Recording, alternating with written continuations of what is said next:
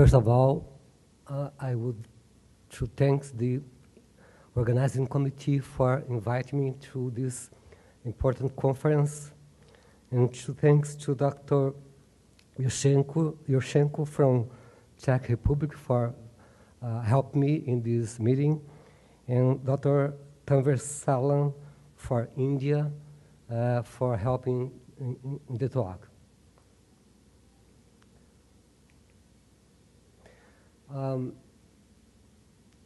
I would like to show some clinical insights in basic research, because worldwide in Brazil is the same.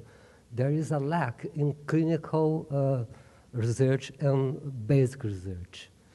And this is the objective. You can say from the bench to the bed. I am from Luiz, from West Paulista University, and from Regional Hospital of Presidente Prudente in São Paulo, Brazil. Background. Primary immunodeficiencies, PIDs, are genetic defects. And so people, they born with this disease. And the diseases affect one or more components of the immune system, cellular or humoral immune system or complement. The people can show the disease early in infancy and childhood, or the disease can be detected later in life. Some people shows the symptoms at 40 years, 50 years. However, the hallmark of all these patients are infections. They have increased susceptibility to bacterial, protozoal, fungal, or viral infections. There's no how specific mark for PIDs, but there are greater than 180 different and rare PIDs. In all the planet, they are largely misdiagnosed because physicians poorly know about clinical signs and didn't know about laboratory findings. And when they find a patient suspect of immunodeficiency, they don't know how to deal with this patient, mainly in developing countries. The PIDs have wide geographical and racial variations, not only in prevalence, but also in the type of the disease. They are considered rare, but not so uncommon, because they are underdiagnosed. In USA, an overall prevalence of 86.3 per 100,000 inhabitants. In some countries of Europe, they have a little more prevalence. But in Brazil, we have a low prevalence because we don't have trials to identify these patients. As I told you, it was identified more than 180 kinds of different diseases, but some of them are more common. The most common PID is the common variable immune deficiency. About 60% of the old patients have common variable immunodeficiency.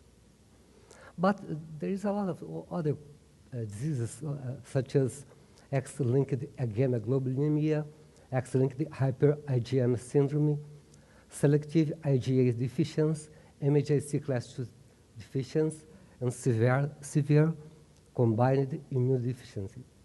But I will repeat, 60% of the patients have this disease. a case report. A 8-month-old boy, native of Dracena County in the western region of São Paulo State, was not referred, was transferred from our hospital. His clinical signs, he had fever, cough, and vomit for 5 days. But it was very strange because he had 2 acquired pneumonias in the last 3 months. An 8-month boy with 2 acquired pneumonia. In the physical examination, he was pale, febrile, with tachydyspnea, dehydrated, and showing hepatomegaly extending to 60 centimeters below the costal margin, and a mild splenomegaly. Epidemiology. The origin and destination of the patient from an American VL area of São Paulo State, as well his symptoms, splenomegaly, fever, hepatomegaly, and so a VL disease was considered. Laboratory findings. A RK rapid test was negative. The indirect fluorescent antibody test was negative. But in the bone marrow aspirate, the bone marrow was crowded of Leishmania SPP. This fact, the RK, is a very sensitive test, and indirect fluorescent antibody test negative, and the bone marrow was crowded with parasites. The clinicians, they were so worried about this situation, and so they suspect from immunodeficiency. The IgA was very low, but also in normal range. But the IgG was very low, very, very low. And the IgM was low also, but in the normal range. And so the patient was diagnosed with VL and PID, a primary immunodeficiency. From the PID, he had a common variable immunodeficiency. He was treated with liposomal amphotericin B and immunotherapy. Today, he is in a healthy state, and he has immunoglobulin replacement each month. Discussion. PIDs are misdiagnosed in developing and also in developed countries. Our big problem, mainly in developing countries, are the molecular methods, as the colleague told you now about the schistosomiasis. The signs and symptoms are very large, from asymptomatic patients to severe patients. Relating to parasites infection, there is a broad array of possibilities, and a broad array of parasites can be diagnosed. One of the most important problems is that there are few studies showing the parasites infection in primary immunodeficient patients compared to HIV. In Medline, we have only 35 studies showing parasites infection in primary immunodeficient patients. The most common parasites isolated are Giardia lamblia, Cryptosporidium parvum, and Toxoplasma gondii. The immune response in VL, the humoral immune response played a role, but VL leishmaniasis is an intracellular parasite. is known that most of the immunocompetent patients clear the infection. About 70% of patients clear the infections. The cellular immune response will play a very important role. It's very demonstrated through a Th1 cytokines, production of interferon gamma, TNF, IL-1, IL-6, etc. But in immunosuppressed patients, they have a deficient immune response, mainly a cellular immune response. This is very important, well demonstrated in HIV patients, but as we saw in PAG patients also. On Monday morning, I told you about the nightmare of VL in the western region in São Paulo state, because 12 years ago, we didn't have leishmaniasis in São Paulo. And so, in the last 12 years, in the west region, about 70% of counties has infected sandflies. About 40% of counties has infected dogs. And in 31% of counties, infected individuals were identified. We can conclude that in HIV patients with VL must be screened for other immunological diseases, especially common variable immunodeficiencies. In our hospital, this is a routine. Every person immune competent that is diagnosed with VL, we screen for antibodies. And as far as you know, this is the first case of a primary immunodeficiency patient infected with visceral leishmaniasis. I will show you another case report. A 73-year-old woman living in Presidente Prudente was referred to our service. His clinical signs and symptoms, he had a 2-month history of high-grade posterior headache with bilateral cervical, very important lymphonodes, and occipital lymphadenopathy. It's important she referred that she lost about 6 kilos in body weight in the period. In this physical examination, he had a bilateral cervical and an occipital lymphadenopathy, but it was painless in the palpation and fibroelastic consistence, and it was adhered to the plans. He was a healthy woman. He had only a compensated hypothyroidism. In the laboratory findings, she was HIV negative, ABV negative, and CMV IgM negative. But IgG for toxoplasmosis was over the limit of the test. And the IgM was very high. And the IgG affinity was intermediate.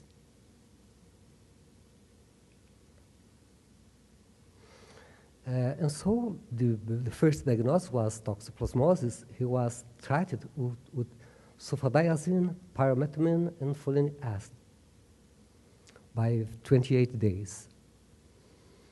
She improved very well, very, very well.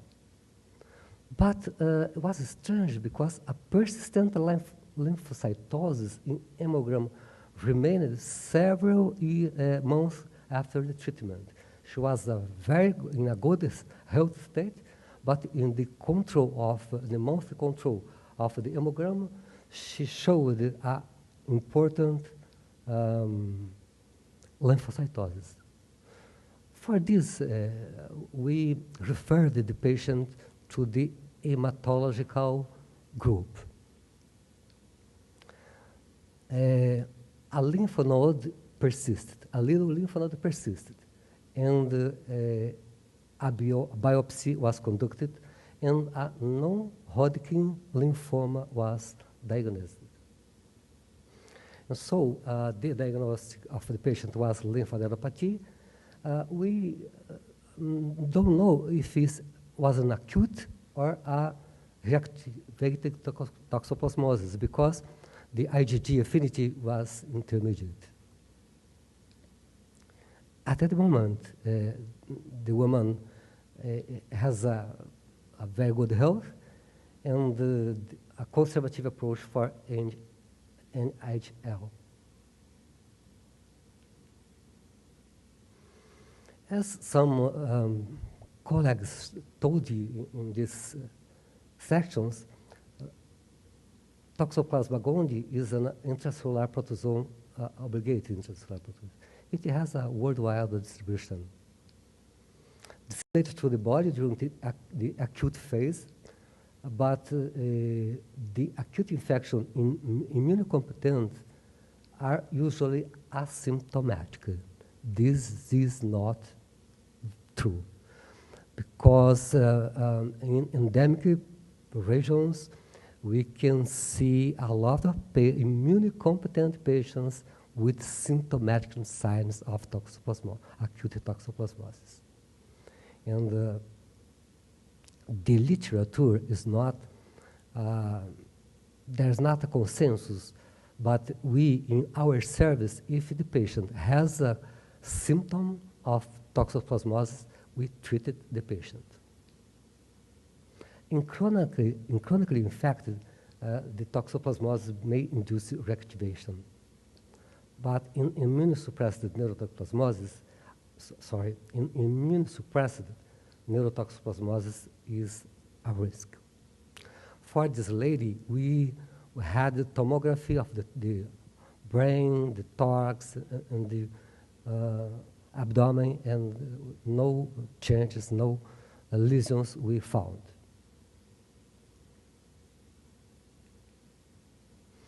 The immune response. For Toxoplasma gondii, the T-cell mediated immunity controls but doesn't eradicate the disease.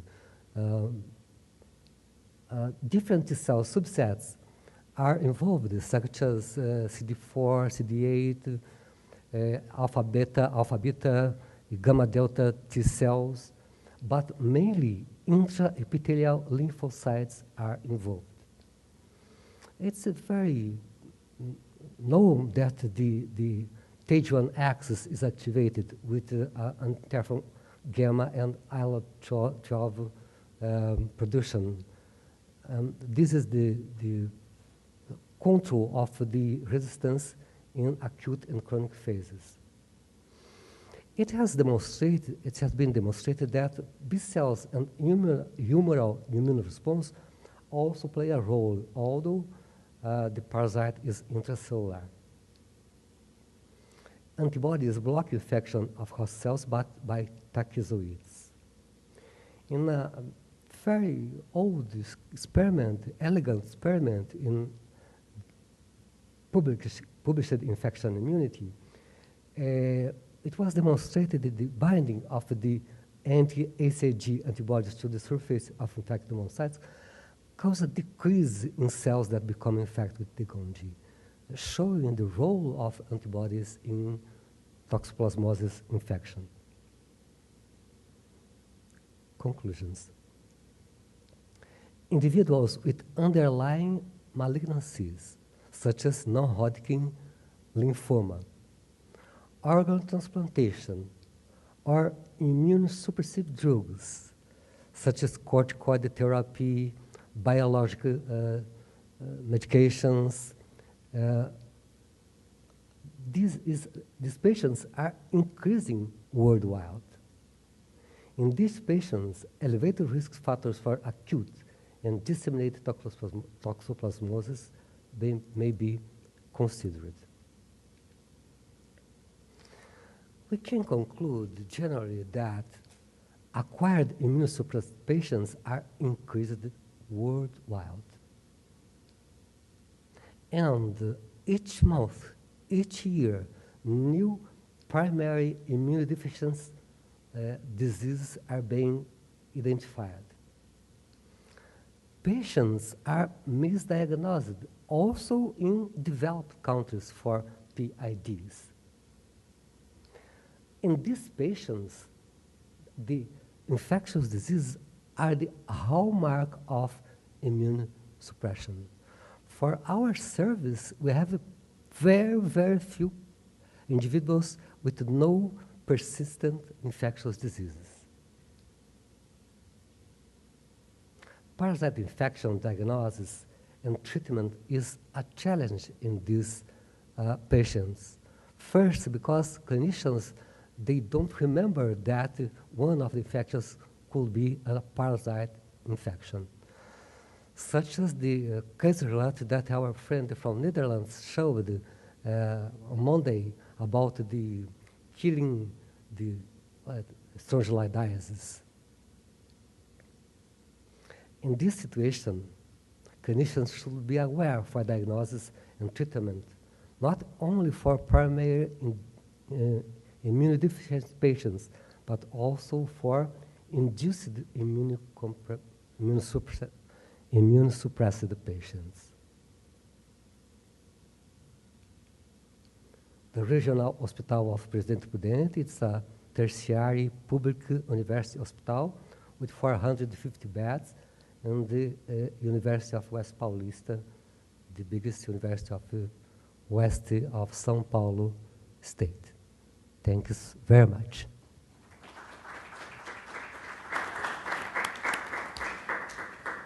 Thank you very much. We have time for a few questions.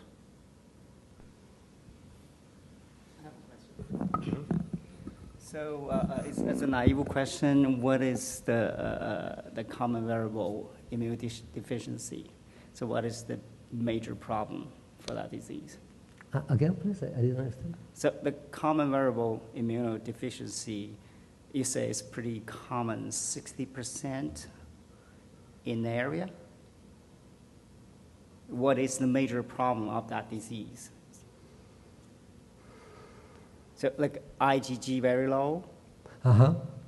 And so IgM was okay. I remember your first, I see. I'm sorry. Now I understand. Because in these patients, he's had maternal milk, and so until 6 months, all the antibodies are from mother, but he had 8 months, and so his IgM was very, very low. Was not as mother. Maybe if the boy had leishmaniasis at 4 months, the diagnosis would be very hard because the IgG levels and also IgA levels are from the mother, not from the boy. It's okay? Okay, so like for example, HIV, they got like a T-cell problem, right? Yeah. So what about the PID? PID is like basically like immunoglobulin cannot produce very much, or? It depends, and the common variable immunodeficiency is more common immunodeficiency. 60% worldwide of the patients with primary immunodeficiency has deficiency to antibodies, IgG. In these patients, IgG ever is low, but the other immunoglobulins not so. In HIV is different because the problem is a cellular immune response, not a humoral immune response. And so in HIV patients, we find normal level of antibodies. Okay? Thank you. Thanks. Thank you.